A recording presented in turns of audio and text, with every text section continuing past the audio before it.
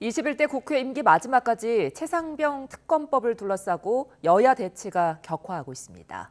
야권은 거부권 행사 즉시 법야권 공조로 재의결을 추진하겠다고 예고했고 여당은 공세와 협박으로는 진상이 규명될 수 없다고 반발했습니다. 국회 연결하겠습니다. 강민경 기자. 네, 국회에 나와 있습니다. 네, 이번 주에 최상병 특검법과 관련한 여야 갈등 고조될 것 같은데요. 이 내용 좀 전해주시죠.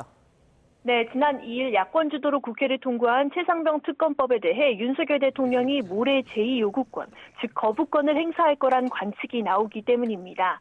윤 대통령은 지난 9일 취임 2주년 기자간담회에서 경찰과 공수처에서 진행 중인 수사가 먼저라며 사실상 거부권을 행사할 뜻을 시사했는데요. 민주당은 특검법이 국회로 돌아오는 즉시 당선인 전원 규탄 대회를 준비하는 등 최고 수위 대응에 나서겠다고 강조했습니다. 내일 용산 대통령실 앞에서 기자회견을 열고 총선 민의를 받들기 위해서는 특검법을 지체 없이 공포해야 한다며 전방위 압박에 나설 계획입니다. 민주당은 다른 야당과 함께 오는 28일 본회의에서 재의결을 추진할 방침인데 본회의 직전 주말인 25일 대규모 장외 집회도 검토하고 있습니다. 재의결을 위해서는 과반수 출석의 출석 의원 3분의 2 이상 찬성이 필요한데요. 이를 위해서 여권의 이탈표도 적극적으로 공략할 걸로 보입니다. 국민의힘은 순직 해병대원에 대한 사안은 정치적 사안이 아니라 공정하고 엄정한 수사가 필요한 사법의 영역이라며 반박했습니다. 모처럼 여야 협치에 대한 기대가 한껏 높아졌을 때 야당이 입법 폭주로 최상병 특검법을 강행 처리했다며 진상규명이라는 허울 아래 협치 없는 정쟁을 이어가겠다는 선언을 한 거라고 직격했습니다. 이어 대화와 타협이 아니라 공세와 협박으로 한창 수사 중인 사건에 대해 특검을 고집하는 건 전국 주도권을 잡겠다는 정치적 속셈이라는 겁니다.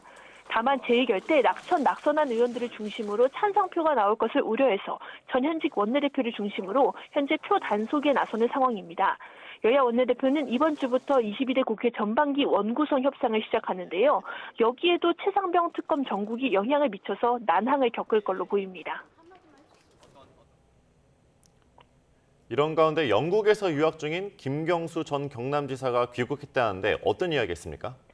네, 친문의 적자로 꼽히는 김경수 전 경남지사가 노무현 전 대통령 추도식에 참석하기 위해 9달 만에 한국에 잠시 들어왔습니다. 총선 승리 이후 민주당이 이재명 대표 체제로 재편된 가운데 약화된 친문 비명계의 구심점 역할을 할 수 있을지 이목이 쏠렸는데요. 김 전 지사는 일단 이번 귀국이 친문계의 구심점 역할을 할 거란 전망에 대해서는 적절하지 않다며 선을 그었습니다.